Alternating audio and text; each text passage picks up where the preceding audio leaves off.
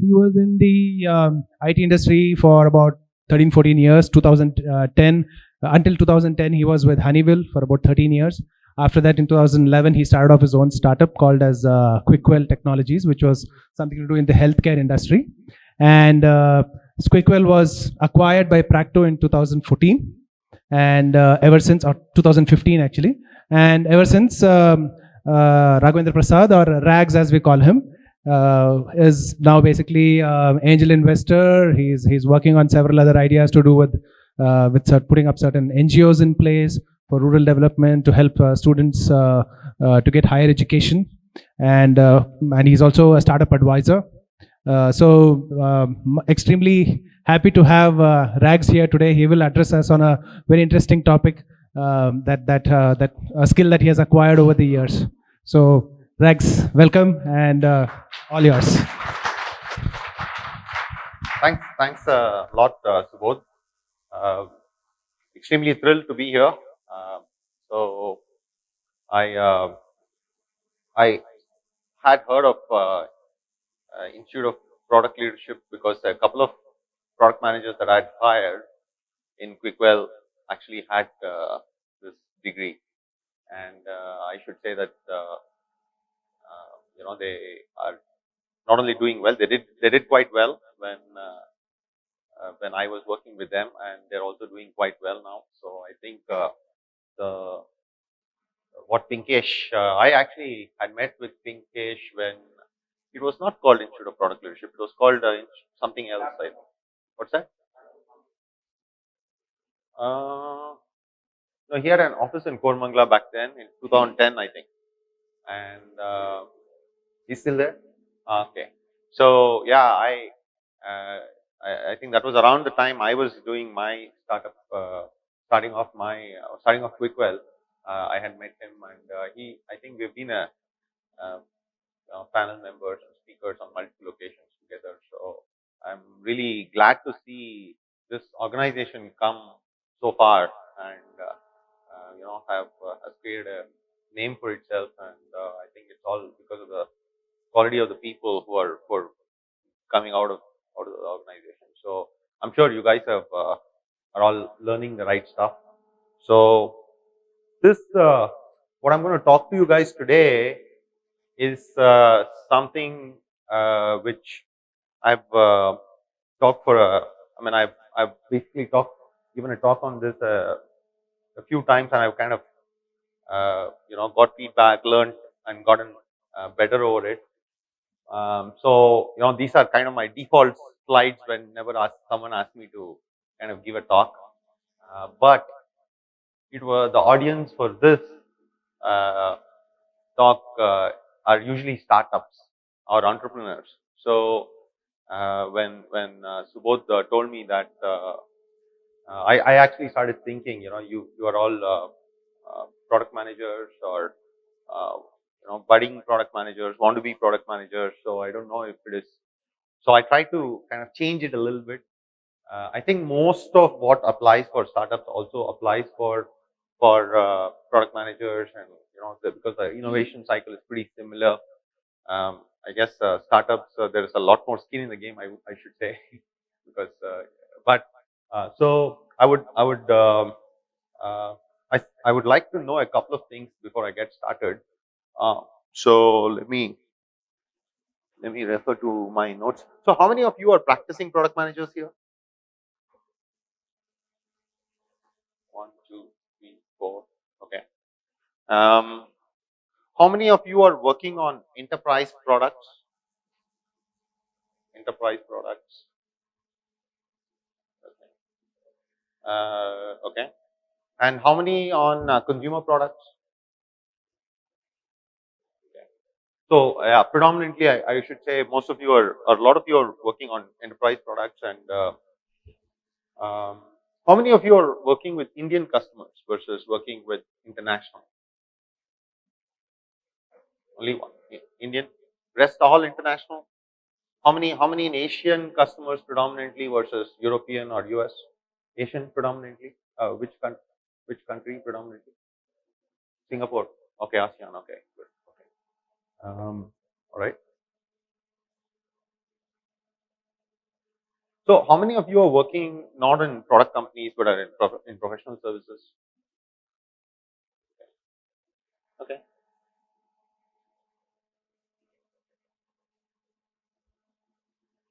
Uh, how many of you are from an engineering background? In the sense, people who are everyone. Okay. Anyone who's not from an engineering background, who has never been a techie, but you know, uh, dropped out of engineering, never written code. Okay, good. One, two. Anyone else? And you're also not a techie, or okay, fine. But you have a engineering degree, so to say. No, you don't. You don't. Okay. Okay. So all right. So it just helps me calibrate some of the examples I give, and it just helps me make add value to my time and your time here. So thanks for that. Um, so I'll jump straight in to. I think this is kind of very familiar for all of you guys, right? I think this is like the model for early stage startups as well as for products, for coming up with a product. You start with an idea or a problem, you do something what is called as a minimum viable product, right? There are several things that you can do in this stage, but you essentially are iterating until you figure out, hey, I have something which may be a solution for the problem, right? And then you try to see how you can get the people who are using the product to give you money, and you kind of iterate until you you find enough of the users are willing to give you money, right? And then you try to scale, right? So this is kind of the typical life cycle model, which there's a lot of literature about this, um, and uh, yeah. So I would say that, I mean, till this stage here, till the monetized stage, you're kind of in the product journey, product part of the journey, and then after you figure that out, you kind of go into the company part of the journey, right? So, um, so what I have seen is there's a lot of literature on on each parts of this, right? There's a lot of literature on ideation. There's several techniques. There are several tools which you could use at pretty much every stage for you to get it right, and pretty much every tool kind of lets you get more predictability to the process, right? They try to make sure that how can you how can you not fail in you know in taking your product to being very successful, right? And that is very interesting for me personally. It has been interesting for me personally because I've been kind of in product management type of role since 2003, and so that's been very interesting. And I've been also following a lot of startups, um, and I put my money into several startups, so I really don't want them to fail. So uh, it has become a personal passion for me to look at different tools and technologies, and potentially also strategies on how to prevent startups or products from failing, right? So I'm very passionate about it. I keep reading that as much as I can, and I keep researching that, and I keep trying to apply that or get people I work with to apply that and understand how effective it is versus something else. So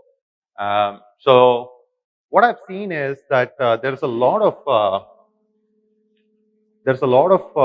these tools which are out there, but none of them are as effective in or they're missing something, right? And missing. So I actually have I think I've figured out a couple of things, which a couple of tools I should say, using which you will actually set yourself to a better chance of success. Um, and so most of my talk today is going to be about introducing those tools to you, and uh, we could talk over them, and I would encourage you to relate to what you do, and or if you're not in a product management role, you know the PMs you're working with or the companies that you follow, are they doing, are they, if they were to apply it, would it get better, or, are there any challenges? Because certainly, these are not the panache for solving startup failures. It's certainly not. It's and I've seen that. I've already. I mean, while I think it is way better than most of the tools out there, I feel I also know of way of situations and where they are probably not very effective. But those situations are so tiny that I truly believe everyone should follow these to make uh, to make their product successful. All right. So let me jump right in and talk a little bit about some of the things that you probably are familiar with, right? Just for me to understand what is the level of awareness of the various tools out there in this room, right? So I think how many of you are familiar with hypothesis based problem solving, or there are several ideation techniques, right? You're like, there's whiteboard. You guys are familiar with all of them? Yeah. Okay. Great. You guys are you guys familiar with other? Have you heard of this gentleman by name Clayton Christensen? Yeah.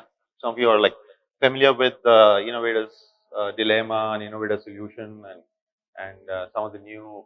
I think he's come up with another book which is also pretty. I'm forgetting the name, but he essentially talks about how you should approach this stage. Uh, like forgetting the name, but so yeah, okay.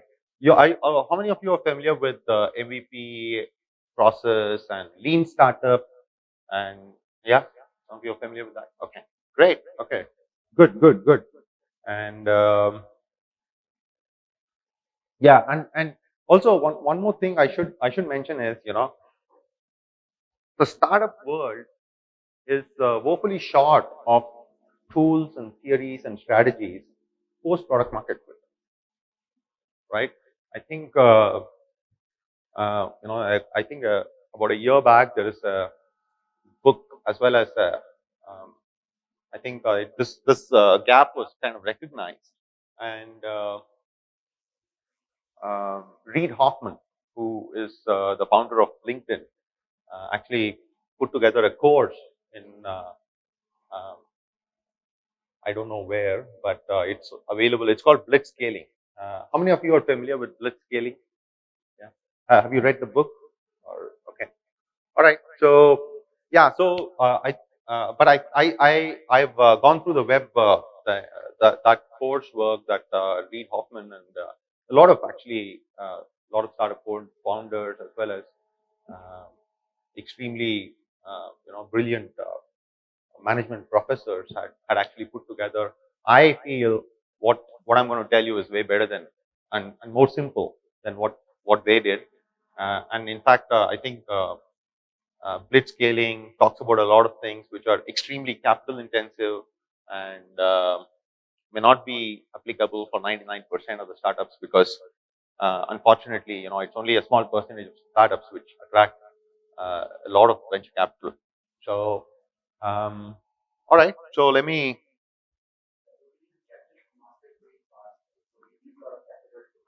Exactly, exactly. So it actually I mean blitz scaling. In fact, Reid Hoffman himself is a big advocate uh, of uh, of using speed as the only criteria for growth. And I'm kind of not a fan of that, but I'm sure there are if you happen to be a startup or a product manager who has access to loads and loads of capital, then potentially you can use the technique. But I would say 99. I would argue that 99% of the startups don't have that.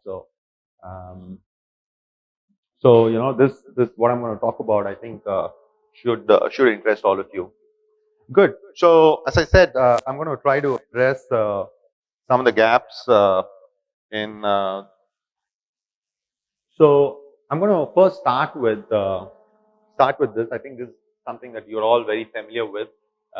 So by the way, when I say product, I don't necessarily mean product or service. It doesn't matter actually because I believe every business is a service business.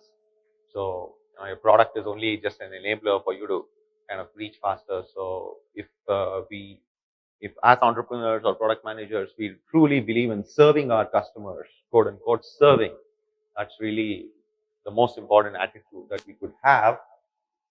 So a product should deliver value. I think the value is really benefit minus cost, and value is always in the customer domain and almost always measurable. Of course, you could argue that in some cases value is not measurable, and I won't argue back with you because it's actually a very academic argument. In most cases, it is measurable.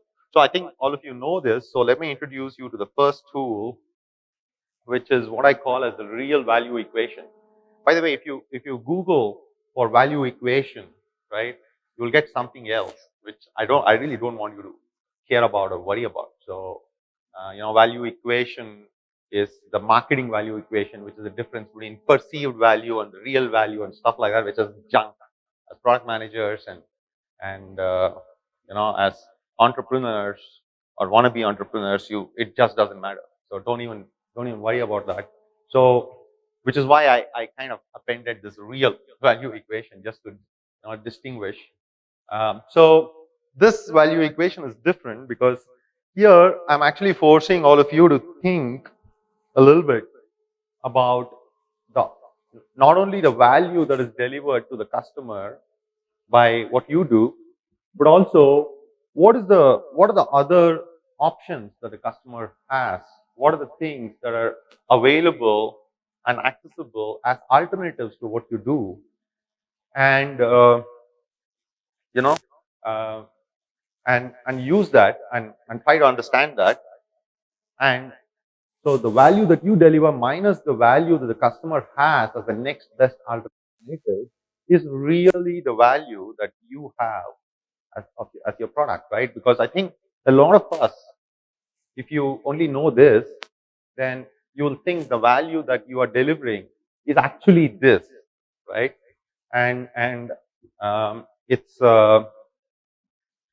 actually a pretty simple thing to know, or once you know it, you think, hey, why didn't our textbooks have this, right? Or why didn't people teach us this? Why did they only teach us this and not this, right?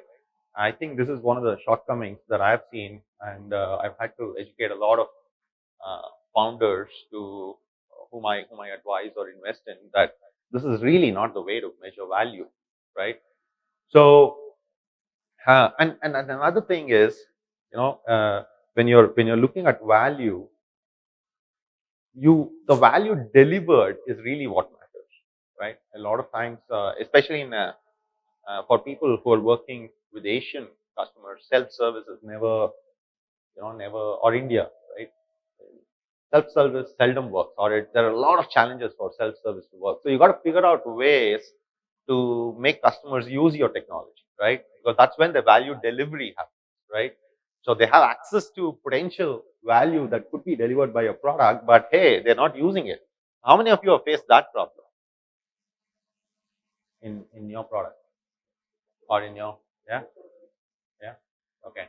Yeah, because and also I think if you're working on large enterprise products and if you're like doing a feature of them, then getting your customer to even know that, hey, this feature exists is an issue, right? Because there's so much going on. So yeah, but anyway, what I really want to drive home is that it's very, very important because uh, one way to think of it is the customers really are hiring your product or service to do a job that they want to get done, right? And that's most of the times true.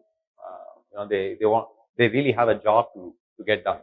So they're like filling out a resume, or sorry, a job description, and picking whatever is the product that best meets the job description. So they really have alternates that, and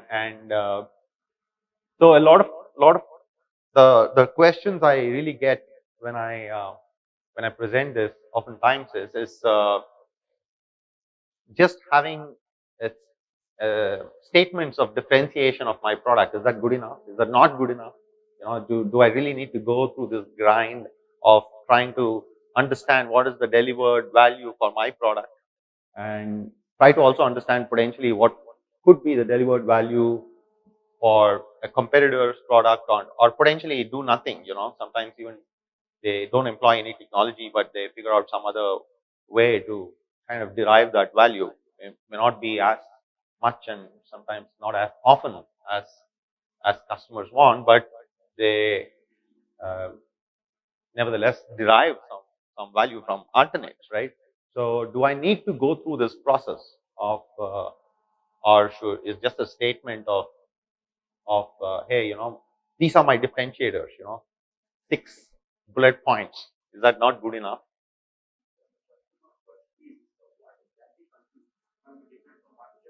Exactly, exactly, exactly. And I've been in the situation where I've iterated so many times because I thought I knew what the customer wanted, or I knew that customer is happy with that, or but typically, we all get it wrong. So if you actually are able to put your value in dollar terms and say these steps that or these things that you see in my product, these are adding this, uh, I this amount of this quantum of value. But we also know that there are these alternates. It requires a level of maturity for us to actually go and talk to a customer and say, hey, Mr. Customer, I'm going to talk to you about my competitors and how much value they can add. But believe me, it's it's a scary thing to do for a lot of startups. In fact, I have to coax many times founders to actually uh, get to do that. Or they tell me that they did it, but they really didn't do it in a very open way. They talked about some company X and this product Y, and the customer understood something else. So it really takes a lot of guts, but believe me, it really works because the customer is then very clear as to what you're giving him, and you will also educate him about the options that he really has, and he may actually tell you that I like this option better than yours, right? Which is really what you want to hear at that early stage, right? Because if you hear that after 3 years, it'll be a very expensive mistake, right? You want to hear from your customers bad news as early as you can, right? So I think so. It's just not good enough to have a statement of differentiation, the 3 or 4 bullet points that you put on your slide set is not good enough. And oftentimes, the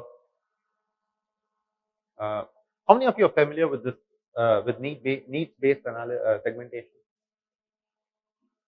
Yeah, you like is that part of your curriculum? Like, are you encouraged? Yeah, you have that. Oh, okay, awesome. Okay, fantastic. So I think it also becomes very easy for all of you to understand that uh, just like the needs are different for different segments of customers, right? Or the real value that you deliver will be different for different need segments, right?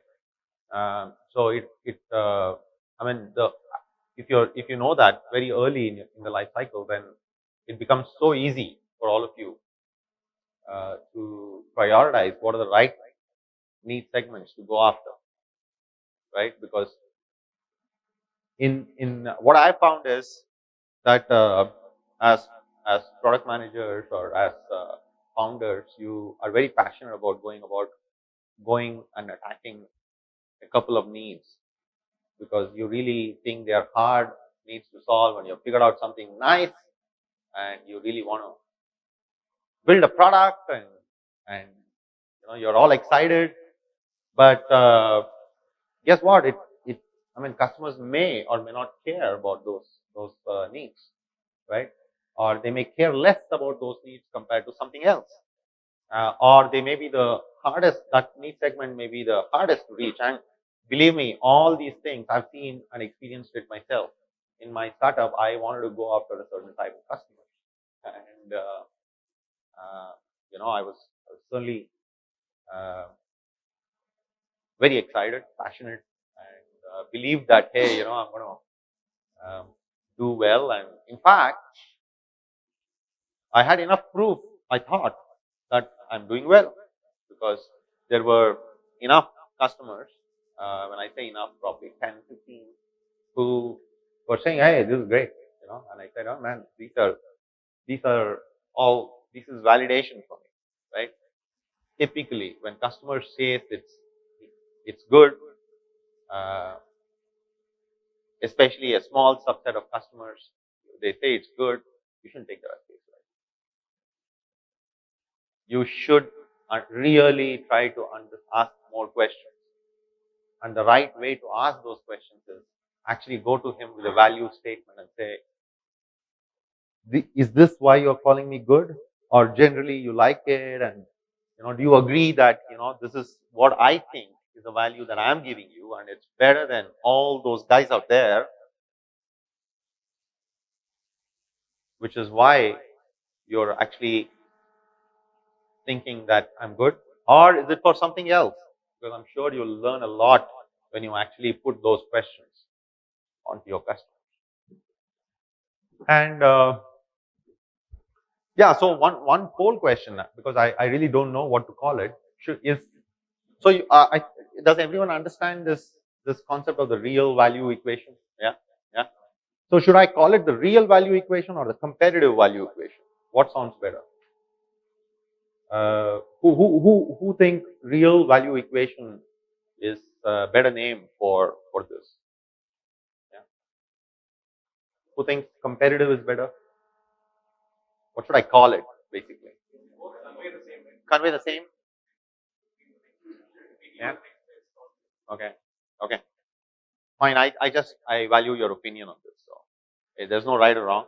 I could call it either way.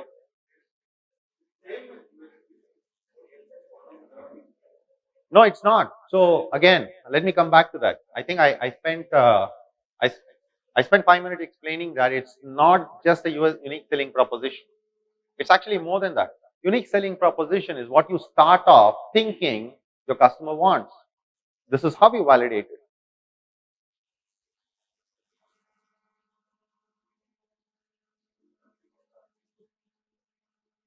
How do you validate USP? It is. It can be. It can be. It sometimes helps you discover from the customer perspective what they think is your USP, and sometimes you'll be pleasantly surprised by that.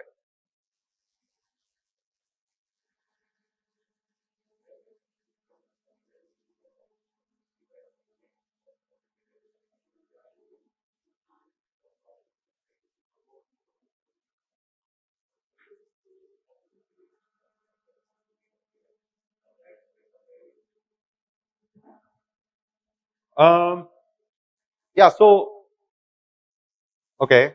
I think I will explain it in a. I'll take a couple of steps back. USP, or I mean, you want your product to be differentiated, right? Obviously, right? You start with a statement of differentiation for yourself, right? And this is what comes out of the your understanding of what the market needs, right? And potentially you have asked, you have communicated that to the team that builds the technology, or you build it yourself, whatever, right? And now is the time when you are actually actually your customer has already used the technology, right? Now you need to validate if the unique selling point that you had on the drawing board is what really the customer. Yeah, I mean, first of all, if the customer agrees that, hey, this is unique, right? The second thing is you need to validate if the customers really care about it, right? And because and that's and a lot of times what happens is when you talk to customers and it is just a conversation, right, where or even a survey, right, where you're having dealing with very subjective things like you- did you like this, is it useful, not useful, you miss a lot of details. So I'm actually uh, saying that here's a very detailed approach where you actually go to the customer, sit with the customer and the team, actually measure what is the value they derive from your product, and go to them with that value statement and say, hey, we think this is the value we deliver, and can you help us validate it? Can you sign off on this? In fact, what happened in our case was uh, in Quickwell. I'll give you one place where it really helped us. In Quickwell, we were selling a software which helped automate a lot of processes for large hospitals. Large hospitals chains were using it. From Manipal to NH, Narayana Vidyalaya, Max, uh, pretty much every top Fortis, pretty much all the top hospital chains were kind of had become customers of this. And but if you notice, each of these hospitals were very different in character. We had a CMH hospital, which was a trust-run hospital, which uh, has no interest or of profit, right? To Fortis, which is a corporate hospital, where pretty much every staff which works there has, uh, has SLAs, and they measure customer satisfaction. They work like any corporate should, right? They're actually plus we also had some people who were mixed, right? NH, they have corporate. They're actually a corporate hospital, but predominant section of people who go there are people who are using the government health scheme, right? So we had, of course, we had done needs based segmentation, and we kind of had understood, but we actually um, so the first actually we had our learning started very early in our life cycle. We had our product, and obviously in a hospital there's really no wherewithal for implementing software, let alone uh, trying to evaluate it. So we typically, our sales cycle actually had us going to them and actually promising certain outcomes, which is actually a great way to sell in India, because people typically don't know how to, or a lot of enterprises don't know how to evaluate software. So we would go there, and um, the whole onus of implementing and delivering that outcome was ours. And we had like we so the first so we were pretty so we went with this model, and we were actually able to sign up a lot of hospitals. The first 5, 6, or maybe 10 hospitals we signed up, we were able to implement this software very quickly. And um, if we were seeing good revenues, good growth of pretty much every transaction, or every metric that mattered. But in about 4 months, we had 50% of these hospitals churn. And um, so, in fact, we had a hospital by name Cloud9 who were very, I would say, extremely customer focused, which was very aligned to the value that our software was bringing in. And so they churned, and that came as like a rude shock for us. So when we went to them and we spoke to them, it was they couldn't actually articulate what was wrong with us.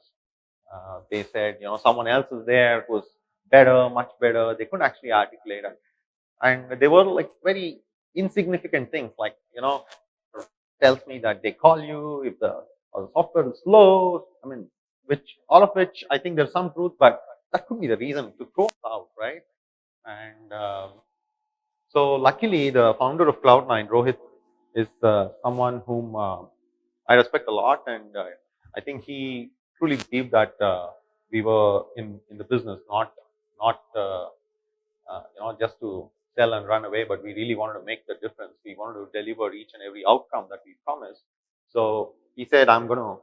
So I requested him, "Hey, Rohit, can you actually meet me for a coffee outside, Cloud9, and I want to like really understand where we went wrong." And this time it wasn't like me telling him, uh, but I actually took for the past 3 months what was the metrics and what it actually meant, those metrics, what it meant for Rohit as the founder or the hospital owner. And when he looked at those metrics, he agreed with a couple of metrics that they were really important. A couple of metrics, he said, I just don't care. So why you doing these things? And he, in fact, also did not understand a couple of things that we were doing, which were helping them. And so there were use cases that we had, which he never thought our software is meant to solve.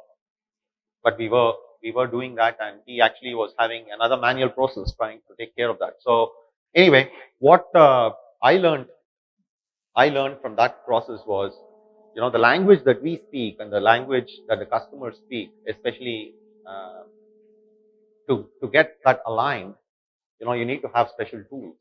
And I figured I didn't know frankly this equation back then, but certainly what I started doing was every month we actually had an automated report which would somehow calculate the value that we delivered, just this, and send it out to the key stakeholders. And that really started helping us a lot. And frankly, I would say I'm actually pretty proud that we did not face too much churn once we started doing this, because everyone started seeing the value every month that they were getting from what we were giving.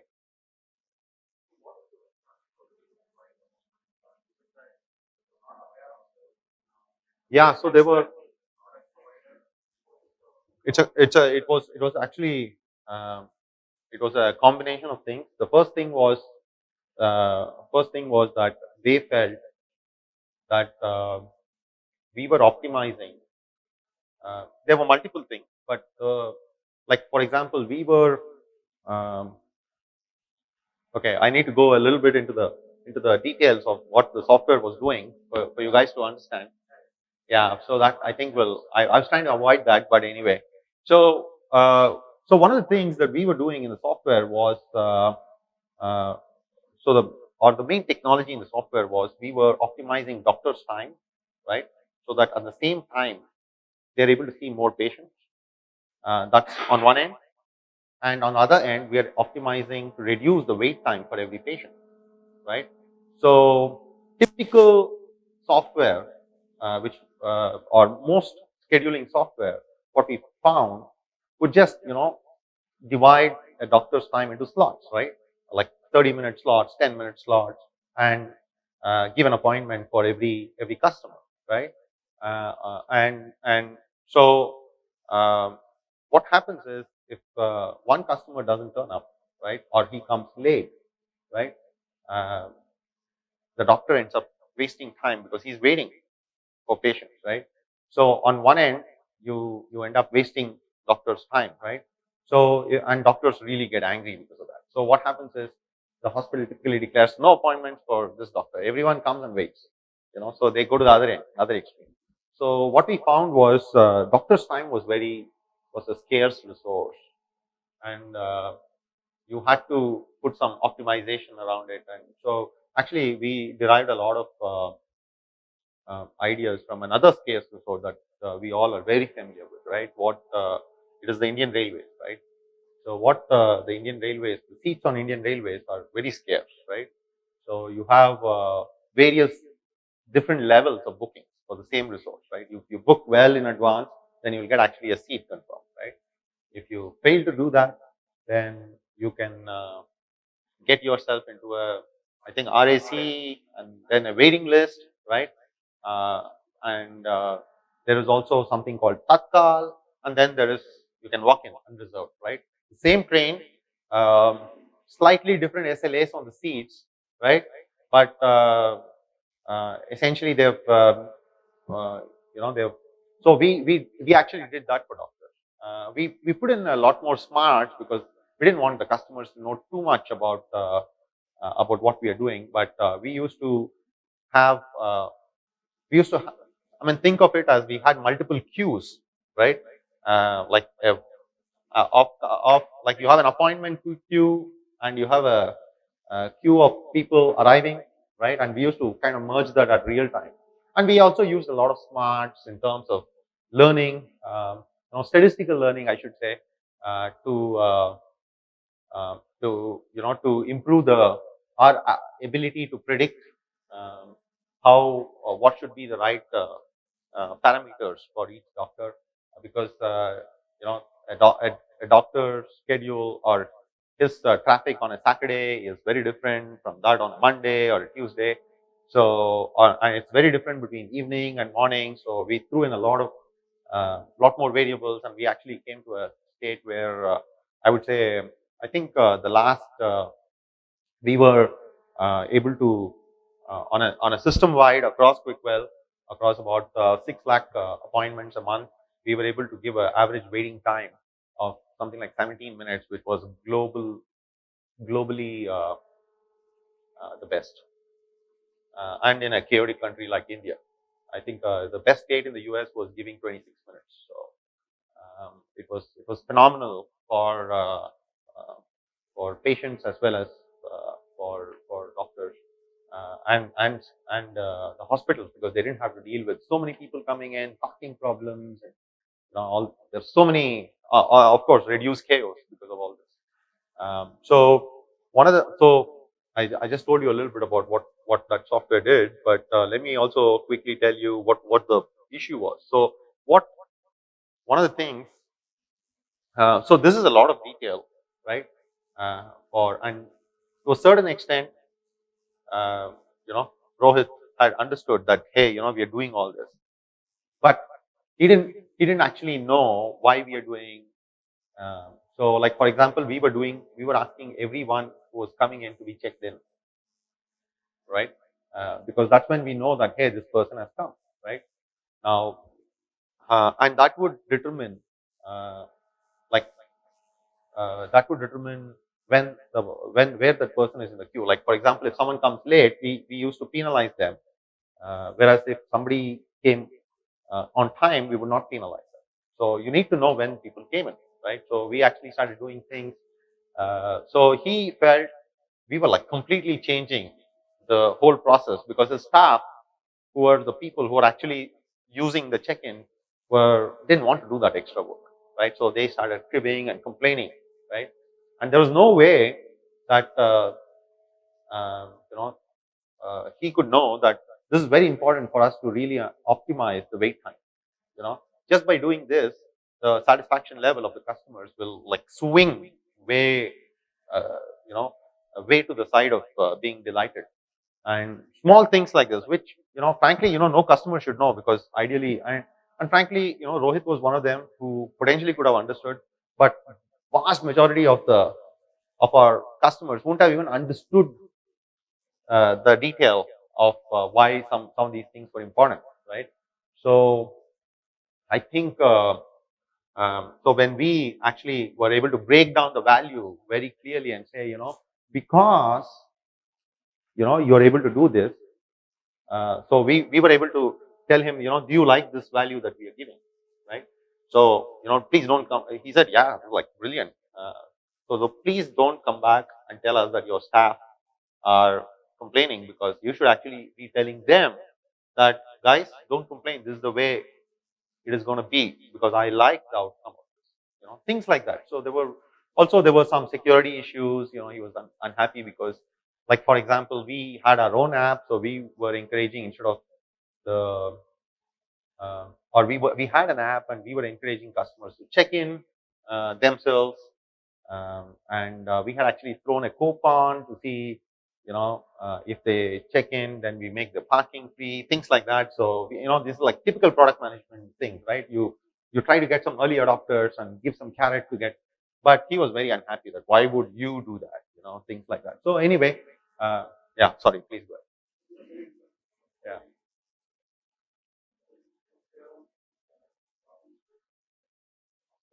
Yeah.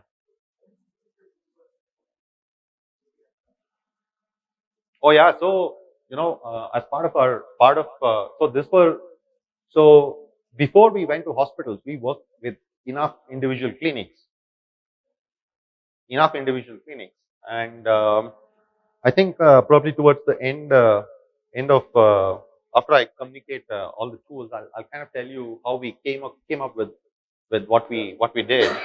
But you know, yeah, because we'll get completely sidelined, and I'm looking at the time, and it looks like we have only 20 minutes. So let me quickly hurry up through this. I think I'm pretty much done with the real value equation,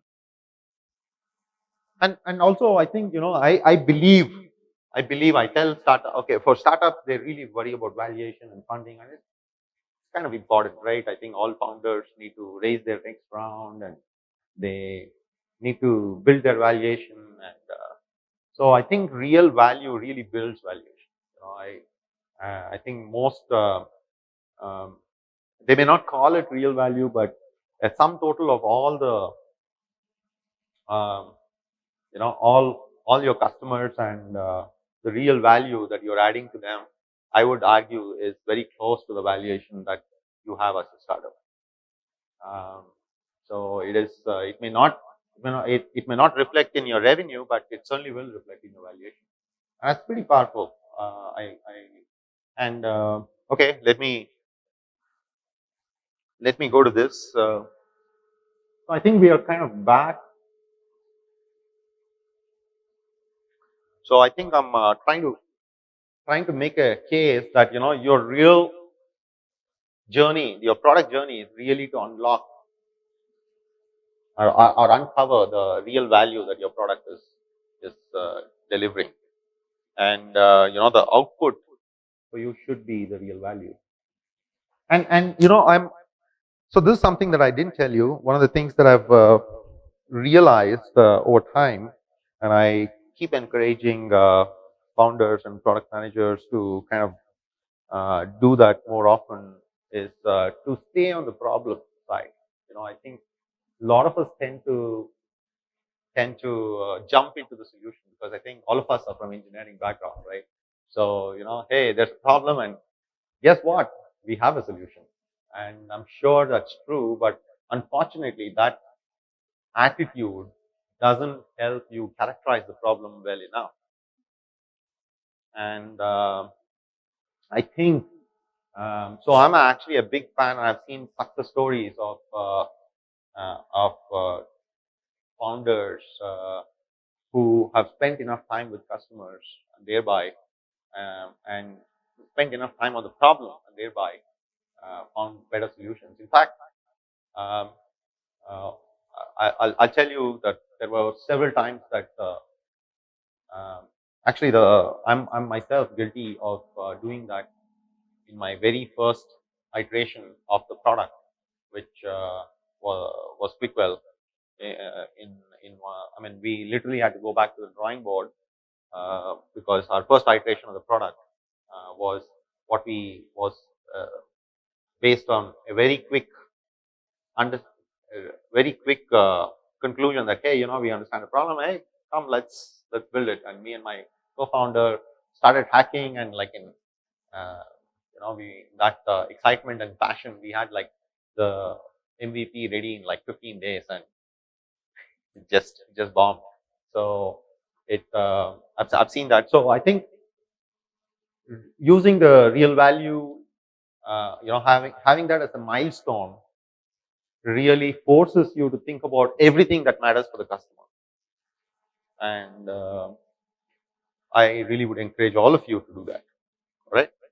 So now let's come to scaling. Actually, this is a condensed version of what I would normally talk about, because I kind of expected that there will be a lot more people on the enterprise side, and a lot of what I well not exactly on it.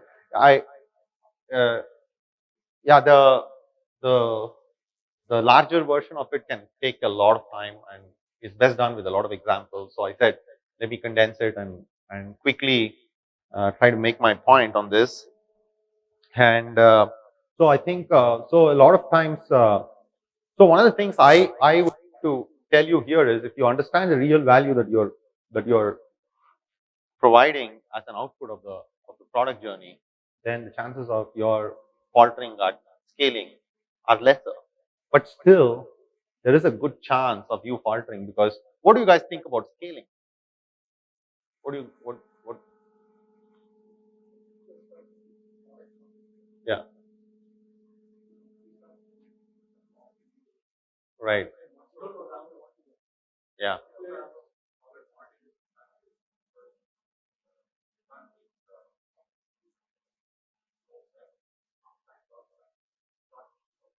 right, right. Yeah, I like what you said. Okay, yeah, yeah, yeah.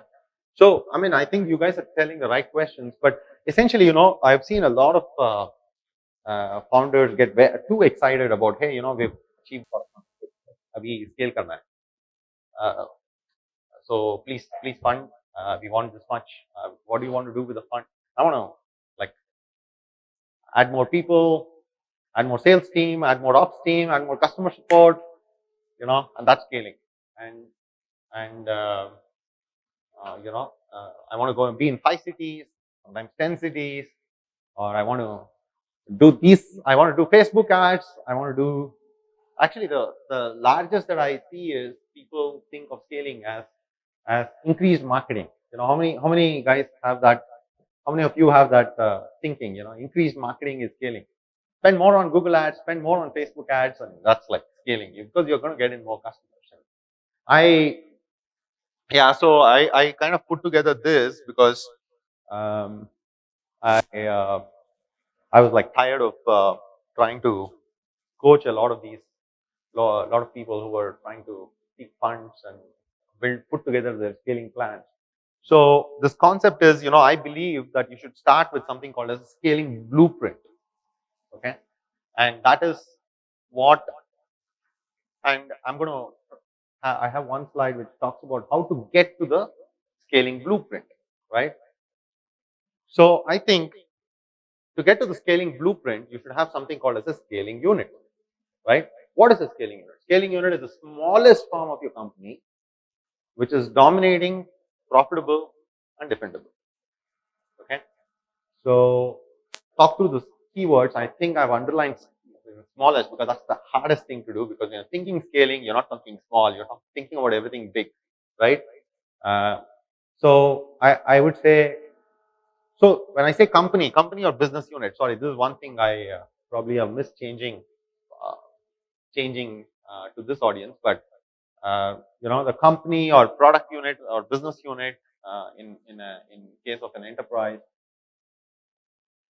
So it includes all the necessary functions, right, that are typical in the company. You will have sales, you'll have marketing, you'll have HR, but you can exclude the product development costs and the other. So when I say operationally profitable, you are able to cover all the costs, excluding NRE, like technology, founders play. You don't need to worry about that, because typically technology or your product development costs gets amortized over the lifetime of your company, right? And founders typically take so less pay that it doesn't matter to count it. So uh, yeah, I will. So I'll just quickly talk about what each of these things mean, and then start with some examples. I think I think it's very important for you to dominate the market. That you know. So the smallest form of your company, so is addressing potentially a small part of your market. right? Your target market, right? But you should be dominating that. So I'll talk about that. And when I say dominating, I'm talking about like significant market share. And all of this is measured over time. So the shorter you are in trying to get to a dominating position, the better it is for you, right? And defendable means there are significant barriers, and I won't go to that. I think you guys understand that. Yeah, the smallest form means any further reduction in size is not possible or viable, or sometimes not even fun.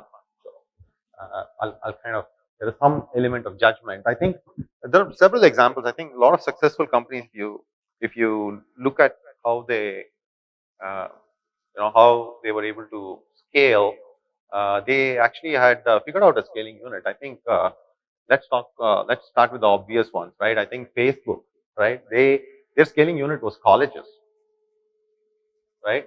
In fact, they did so well, or I think I think their initial product was just one college, right?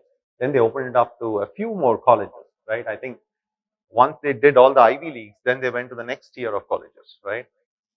So they were able to do everything in that, and of course they didn't need to have um, need to have back then. Um, I don't think at that stage they had HR or marketing. I think they had one sales guy, but I think another, actually a better example is Amazon, right? Their scaling unit was commodity, right? They actually started with books. They started very, very small. Um, I think Uber. I don't know how many of you have seen the Uber's first slide deck. Yeah, it's amazing. I think they had target markets as San Francisco and New York, and in fact uh, they only they only concentrated on New York for almost 6 months, 6 to 8 months, right? Um, I think Swiggy did a great job. I think they Swiggy started with hyper local areas, right? So they started with Kormangla, I think, and so I think they were in Kormangla for 1 year, and they were so good at understanding everything. Theirs is actually a good example. Actually, Uber is also a good example. Even Amazon is a good example. All of them were able to attract customers in that small unit, right?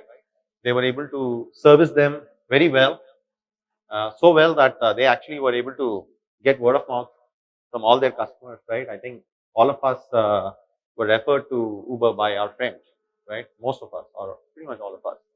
Um, I think Swiggy as well. I think they did a fantastic job. Yeah. But anyway, so, and they were able to service, and guess what? They were unit profitable within that within that unit.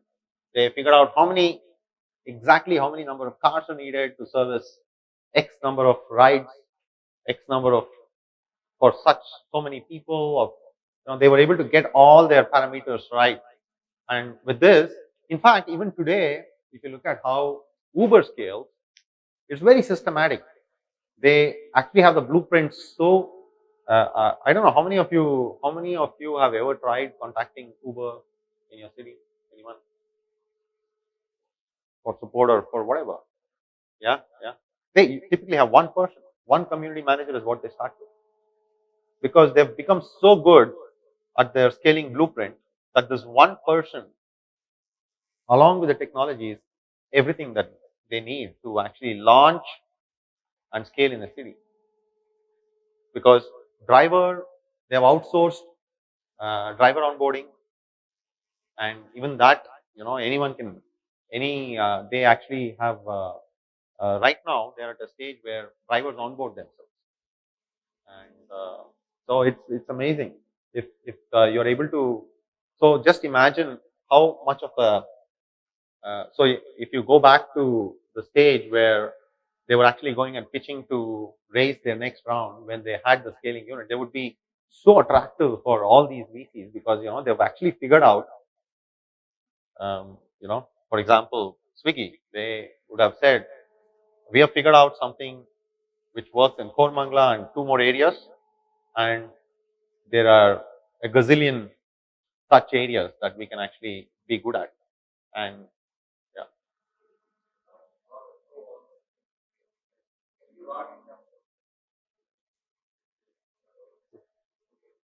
yeah,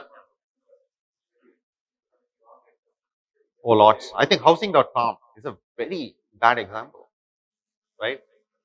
Frankly, even Ola, I don't think was as systematic because I mean we had the head of ops of Ola joined Quickwell very early, um, and we know a lot of how Ola was scaling. They were just throwing money.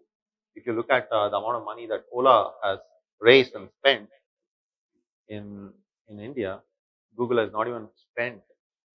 Sorry, Uber has not even spent a small subset of that, right? I think housing.com was a bad example.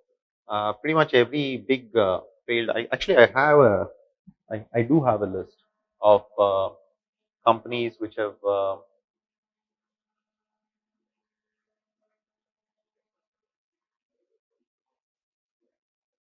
I mean, for a, if you don't have scaling unit, right? What would you do?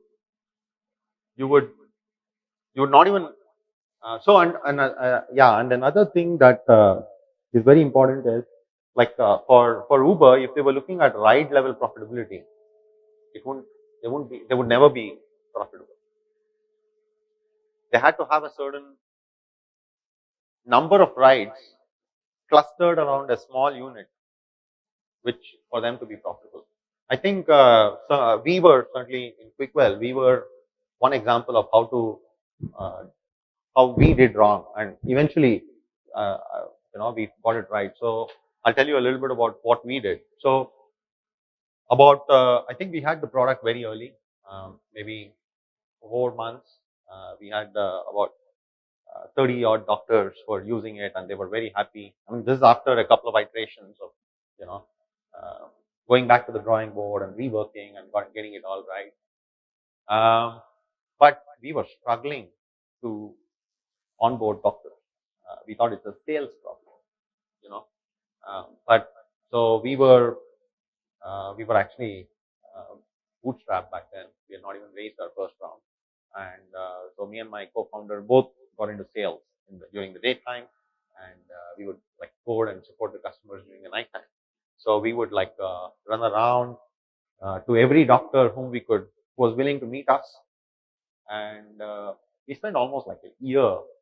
And I think we had barely touched 100 invoices or 100 customers using. So which was not good enough, because at that growth rate, we couldn't have. And guess what?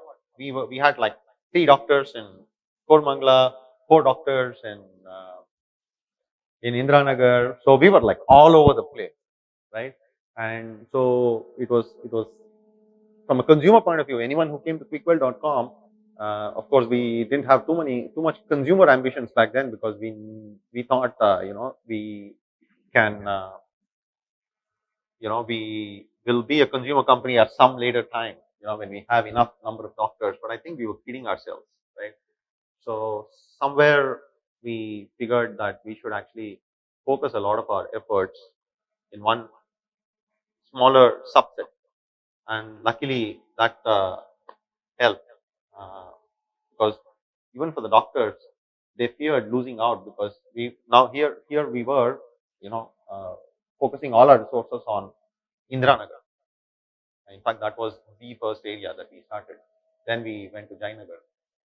So in Indranagar, when we went and we said, we are here for like 2 weeks and we are like signing up all the doctors and these are all the benefits. And doctors were like also had a fear of missing out because we were touching every doctor.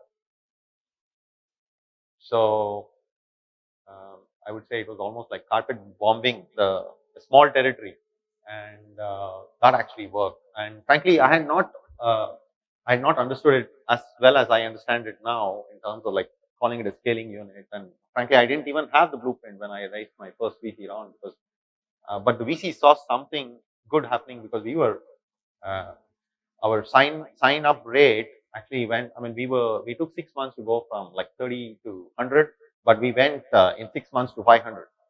So it became so easy because we we we we had literally documented everything that needs to be done. So we could hire people, tell them, hey, this is the process, go run. And so yeah, I think we were a perfect example of how we lost literally a year because we were not systematic and we were not methodical about how to scale. And frankly, there is not much literature about this. You will find uh, there's yeah, you don't know when you're scale ready. Different VCs tell you different things. And uh, so yeah, we kind of now we kind of understand how. So for enterprise software also, like even for hospitals, uh, what I mean, that was almost enterprise kind of selling. What we figured was, if you're focusing on, because at the end of the day, their customers come from one catchment area, right? So we actually had like a retail sales team and an enterprise sales team. The retail sales team used to go and knock on clinics, and the enterprise sales team used to go and knock on the CIOs of these hospitals. And totally wrong approach. Totally wrong approach. Because so we actually said there's no enterprise or there's no retail. Everyone sells to everyone. And we figured if you're focused on selling in one area, just the fear of missing out as well as the urgency of taking a decision makes people sign up. And we also, of course, changed our business model to make sign up easier. So we actually um, were taking very little money upfront, but we were taking a large percentage of the value that we were driving as our revenue.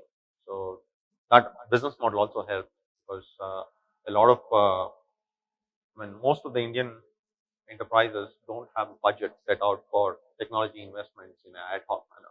So if they think about it and if they like it this year, then they'll set aside some budget next year, which is kind of sad. But I hope that changes. But yeah.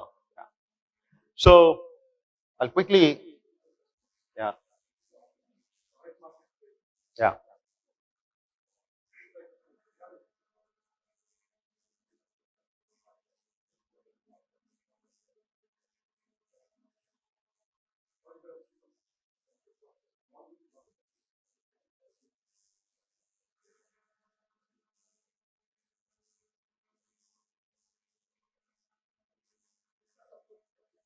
Well, actually, I feel that you're when you're a when you're in the product journey, right? You're only dealing with customer needs and technology and how well you and potentially some operations to deliver those that value, right? But when you're scaling, you actually make a shift from a product journey to a company journey. Now you need to start thinking about, you know, uh, now you really want to be a company and you're putting together a small company in place, right? So it's a very different equation.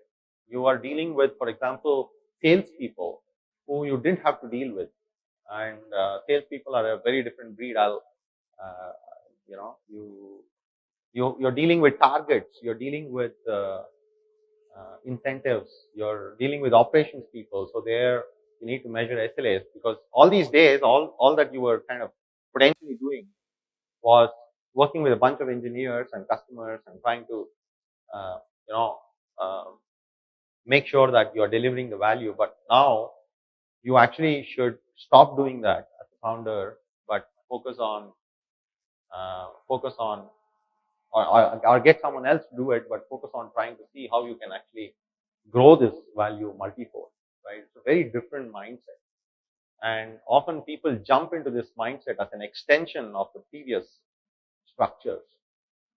So um, yeah, so typically the most frequent mistake that I've seen founders make is they hire salespeople and they have no incentives for them. It's like, I mean, who does that, right?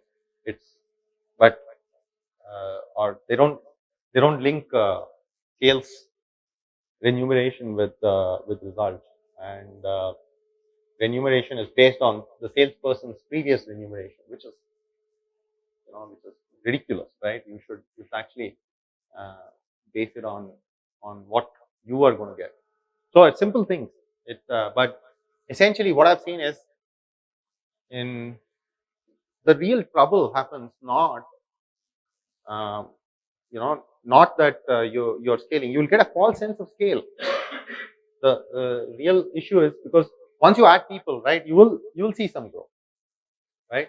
But that is the wrong type of growth. It's actually eating away a lot of your money, the capital, precious capital that you have, or it is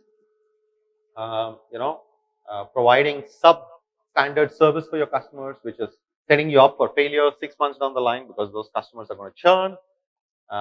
It's potentially destroying your company culture because you're seeing so many people coming out at the same time, and may not be totally aligned to the values that you created all these while when you were small and you're just managing a simple product.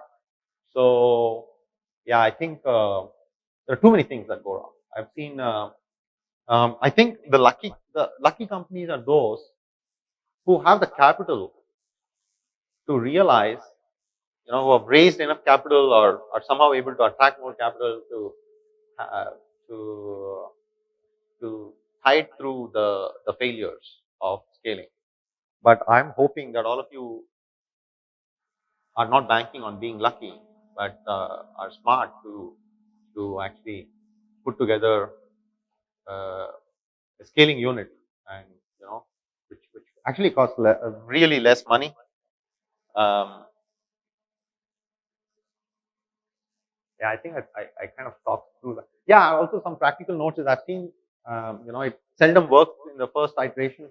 It takes many iterations, and potentially I've seen. I think if your product journey takes anywhere between you know uh, 3 months to 18 months, then you should account for the same time to that is going to take for you to figure out what the scaling unit is, right? And actually, if you have a few working scaling units, then you're Series A ready. So capital will chase you. So it's a pretty nice position to be in, and it's okay to have substandard metrics at a small unit because over time, a lot of these metrics will improve. So I think I'll kind of leave these two statements. Make the real value equation the goal of your product journey. Make the scaling unit as a prerequisite to your scaling journey, right? So these are the like two really points that I want to communicate. Yeah,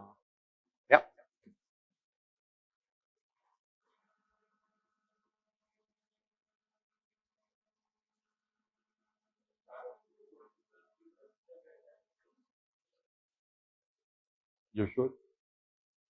I mean, if so, see in enterprises. So this is where um,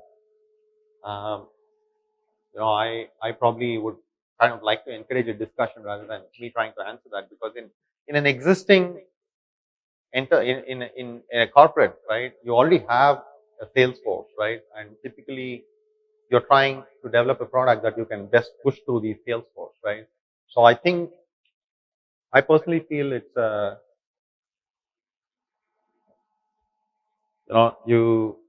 much easy for you to understand your scaling unit because one variable of the scaling unit, which is the sales team, is potentially fixed. It's not a variable anymore. So I'm thinking it's easier. But if your product needs a completely new sales force, then you better think of doing it in a way, in the smallest unit possible that is going to give you confidence to scale. Yeah, yeah. No, no, no. Your organization. It's the smallest form of your organization, which is profitable, dominating, and defendable. All three are important. Yeah, yeah. So we could have remained the Indranagar company. because we were dominating Indiranagar. And guess what? It was a network effects business we were in, right? So we were dependable, um, and we were profitable in Indiranagar. Of course, if we had just stayed in Indiranagar, it would have been less fun. But yeah, I mean, nobody could have touched us in Indiranagar. Yeah, yeah. Also, over time, your scaling unit grows, right? So, like, I think, yeah, I think Oyo is a company which did very well. I think even Oyo, they they scaled hyperlocal, and they started with I think in Delhi they started in Gurgaon, which was the hub of guest houses. I think all of you who've been to Gurgaon kind of know, and they were able to convert a lot of these guest houses to give a standard set of yeah, I think standard characters. Yeah, yeah, yeah. Ola. Yeah. So I mean, in hindsight, so I think so again, Ola is one of those companies which had enough capital to tide over this, right? I've seen a lot of companies fail. I think Grofers is one company which I don't think did well.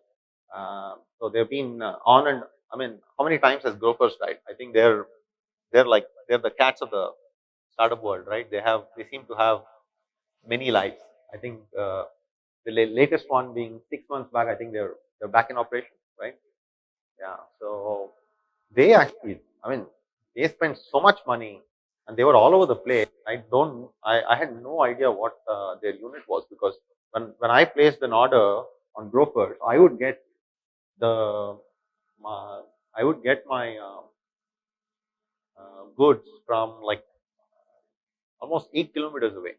I mean, there is no way they could have made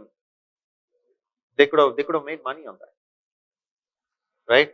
I mean, it would have been so easy for them to sign up a few stores, even smaller stores, because actually, frankly, most of what they had to start with were all branded SKUs, right, or brand commodities. So it actually didn't matter for someone like me as to where they got it from. So yeah, I think Grofers is an example of someone who did.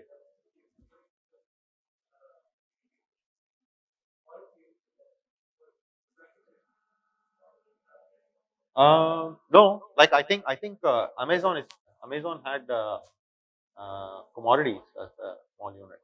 Yeah. And actually, I'm working with a very interesting startup who are into agri tech. They have a combination of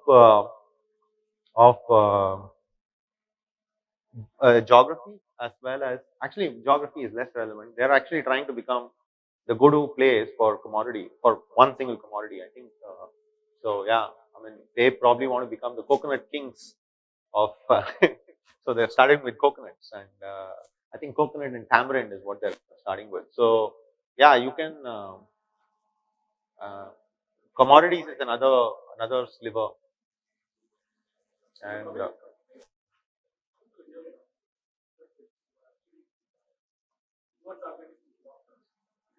yeah, yeah.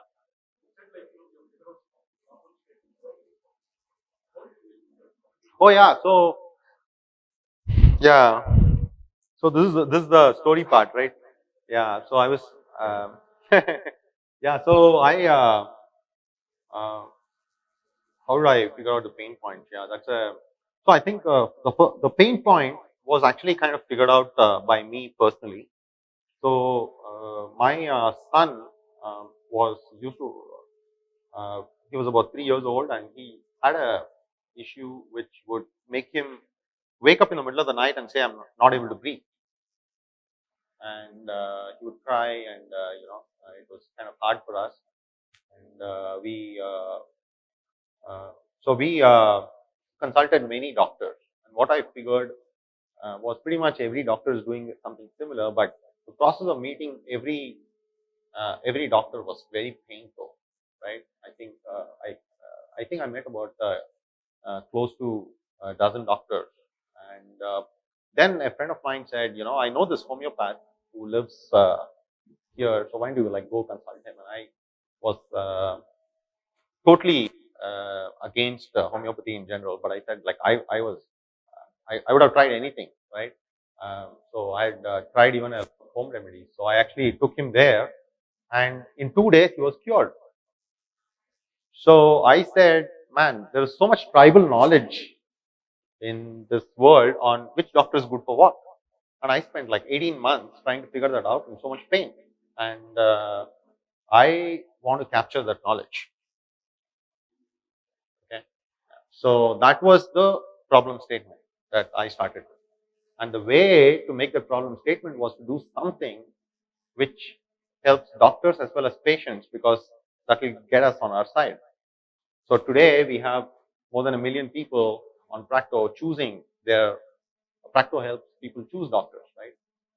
So you know, we have about 1 million people doing, or actually I can't reveal the number, but over 1 million, I can say this, people choosing their doctors every day. Sorry, on Practo. So um, I think I've met that met that goal in a considerable fashion. Yeah. Oh yeah. So actually, frankly, I wasn't as systematic uh, as I am now. But the first 30 doctors we spoke to, right? They said, "Oh man, this is brilliant! Like I want an appointment system. It's just it's just impossible for me to do without software. So yeah, I want it." And then when I actually when we went and implemented it, we figured that out of the 30 doctors who said they want it, of course, we said, nothing is free. We got to pay for it, and we had set like an arbitrary figure of 5K, and only about I think 6 people. So 1/5 of the doctors who said I love it said, I want it. Then so that was I said okay, like I'd spent enough time doing products. So I said, oh, that's not a bad ratio. If you get like 20% of the people who showed enough interest, then it's actually not bad at all. But I was like very curious. So, and even out of the 6 people, frankly, it only worked for 2 people. So then I said, oh man, I need to kind of go back uh, to the drawing board.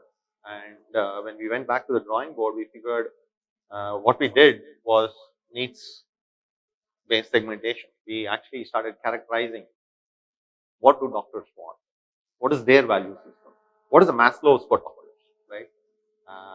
So we tried to be on the problem side as much as we could, and we figured there are different, completely different need segments.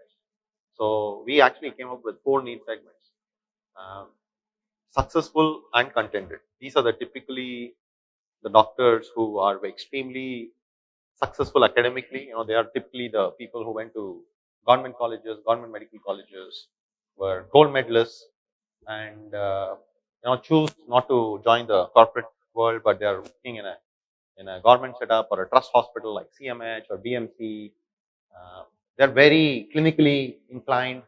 Uh, they are very happy with the money they make. They don't make any way close to the money that is made by the second category, which is successful and ambitious, who are potentially also the same level of intellect, or potentially a lot lesser, but they're very dynamic, they're very outgoing. They are the ones who are in the Vikram hospitals, the Apollos, and they are the people who do things to market themselves very well. They're the ones who talk very well to the customers and explain things. So, and then there are the ones who are not yet successful, but uh, on the road to be successful. Actually, India has a lot of such doctors, and their needs are very different. And then are the people who are starting out. So we found that the people who are starting off have no customers, right?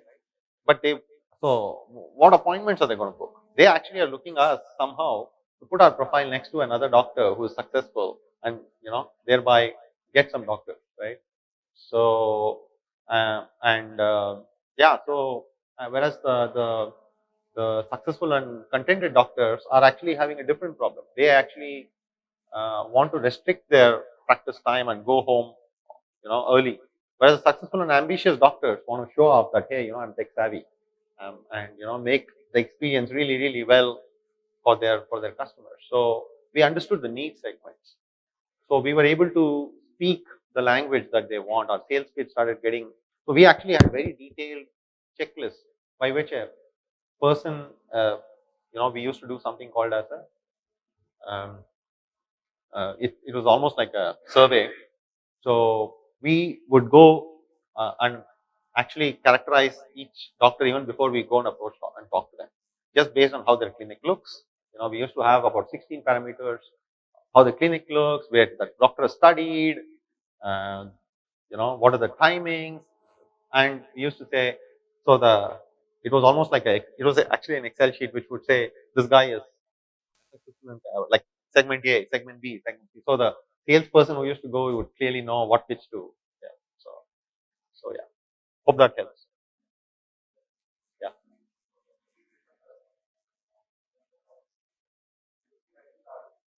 Yeah.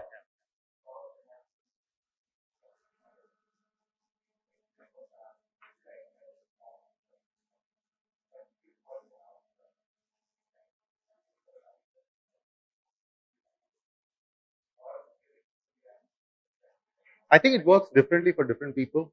So for in my case, I actually quit even before I had made up my mind that this is the problem that I'm going to work on. In fact, when I quit, I thought I'm going to do something in tech education.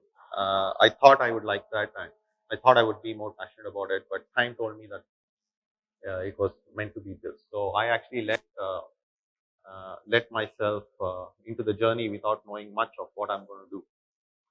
Uh, that was because I actually had uh, I looked at this as a 3-year experiment with myself, right? So I had enough finances uh, to not let my family's lifestyle change if things didn't work out for 3 years. So that was my approach, and in fact, I think I have told this to many founders that this is one way that you could think of it. Um, yeah. So, but it actually ended up being longer than 3 years. We were enjoying our journey so much that it kind of didn't matter, and we were well into a very different lifestyle.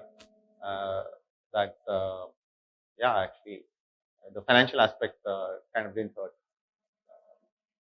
Yeah. In fact, I mean, I think there's someone has said that the monthly, the whatever the most addictive drug in the world is a monthly paycheck, right? So it, I think the first few months you kind of tend to miss it a lot, and over time you kind of get used to it, and you focus on doing the best on what you have on hand.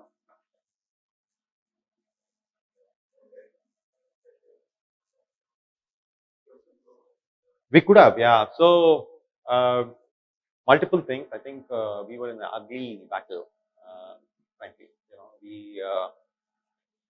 Yeah. So we were a company which we had, I think, raised only 3 rounds of capital, and total quantum was like around 4 million. Uh, whereas we knew that they were on the course to raise 100 million, and so they were actually going and buying our customers. They were actually paying our users to. We were actually in quite an ugly battle. So, um, but we still felt so. I mean, I think uh, that was I mean, whenever there is a startup funding boom, the over capitalizing becomes a strategy, right? I think Tiger Global, a lot of, I mean, they may call it black swan thinking or whatever, but certainly during those days, a lot of companies were overcapitalized, and I think most of those overcapitalized companies uh, started disrupting the market in ways that in ways that it became very hard for some of the startups. So luckily, we were offered a offered a very good. So the option for us was to raise another large round ourselves and continue to fight this. But in an industry where hospitals actually or doctors are not really used to paying, when we had built a pretty profitable business, and if you're trying to fight, then you would obviously throw capital away and let the market get used to wrong things like not paying for software, which we didn't want to happen. So, and luckily even Practo didn't want that to happen. So it was actually better for us to be one company, and we actually had a lot of things complementary. They didn't have any presence in hospitals at all. They didn't have the scheduling technology that we had built, and they were struggling with that. Uh, and Yeah, and I think, but they were a much bigger brand because they were doing IPL advertising, and so yeah, I think that way. I think in the end, it proved to be pretty complimentary because, um, and we were able to create a almost a monopoly now. I think if you look at by any stretch of or any parameter of comparison, there's no second for Practo. There's no one who comes even close. I mean, I think, and also the uh, Practo is the only destination where pretty much all your healthcare needs are taken care of, right? You can find a doctor, you can book appointments, you can buy medicines, you can book a lab test, you can order lab tests, you can consult doctors, you can know the prices of surgery. I mean, you can do everything on Practo, and there's nothing like that. They didn't. In fact, yes, I think if you're overcapitalized, you can throw all this out. You don't need any of this. In fact, a lot of overcapitalized companies realize a lot of these things later you know, uh, through a lot of failures, and a lot of them close. Lot of them close. I think what is that company started by ex-Apple engineers who wanted to do this best rear view camera for cars. I think they raised like 100 and odd million for building a rear view camera when I think you could buy it off streets of Shenzhen, and people were like putting, yeah. So there are so many such companies, right? I think, there were, I think one of the, I think housing is also a good example of, yeah.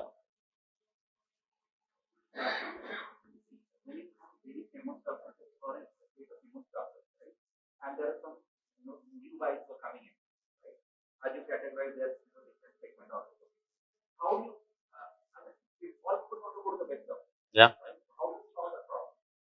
So I mean, to start with, we were only building the foundation for us to solve the problem.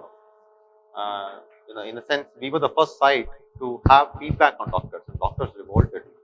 How can anyone give us feedback, right? We are, but you know, now if you see, we not only have feedback, we also tell customers what is the which doctor cures what. Because not, I mean, if you ask the doctor, every doctor is going to say, "I'm good at everything," right? But the reality is not that, right? So, I mean, if you go to Practo, you will see. So, yeah, I mean, it took us a lot of working and fighting to actually come to that state. Yeah.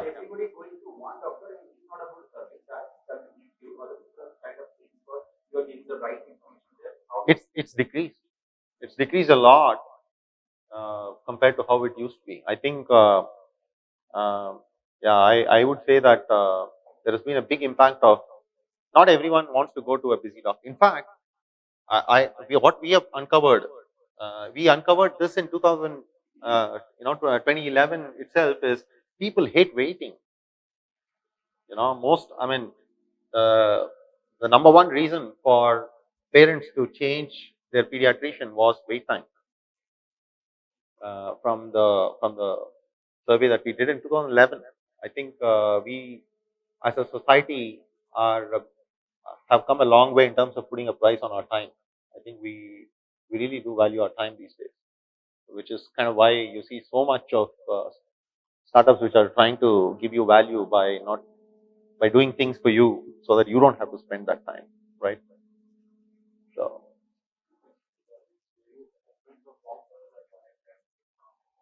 yeah.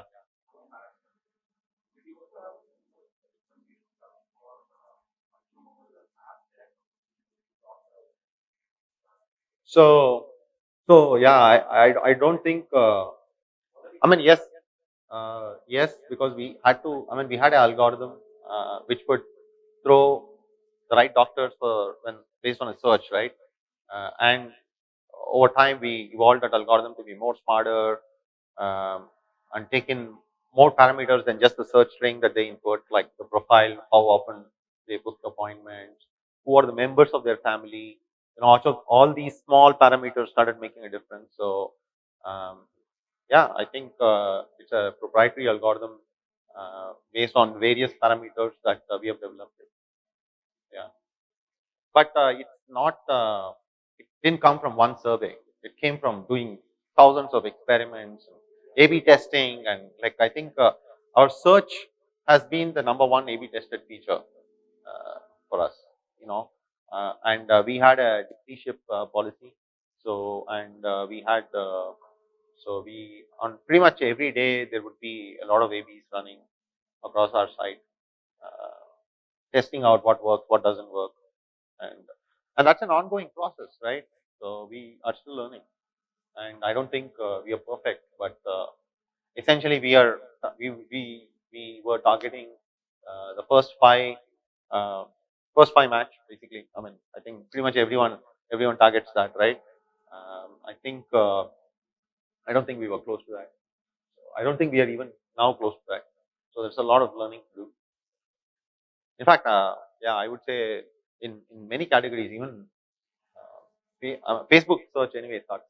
I think then the search use case is very bad, but um, yeah, I think search and match are still problems that pretty much every big company is trying to solve. And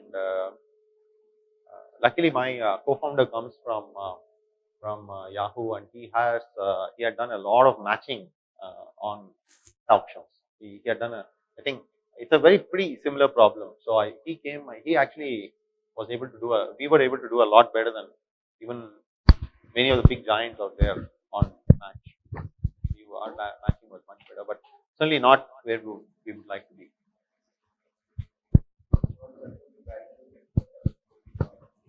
Our barrier was the doctor was using our software and he could not use anything else. We had the entire calendar with doctor's calendar with us. So that was a barrier. Yeah. Yeah. Oh yeah, that's true. Yeah. Okay, so in the interest of time, I think we'll stop here. We'll definitely see if we can get Rags back here for another session sometime. As I said, I'm very interested in understanding, you know, why products fail, and you know how to kind of systematically come up with theories and tools to prevent it. So, if any of your companies have, you know, these innovation initiatives or initiatives where they try to encourage uh, whatever entrepreneurship, whatever. So, I would be interested in talking to you guys. Uh, please let Subodh know, and I'll reach out to you guys because I see a lot of learning that I can have for myself, which I can potentially disseminate to both your company as well as others, and how to get it right there. So I actually am already kind of consulting with a few corporates, so there is some learning that I'm getting, which I'd be more than happy to share with your company. So thanks. Thank you. Thank you.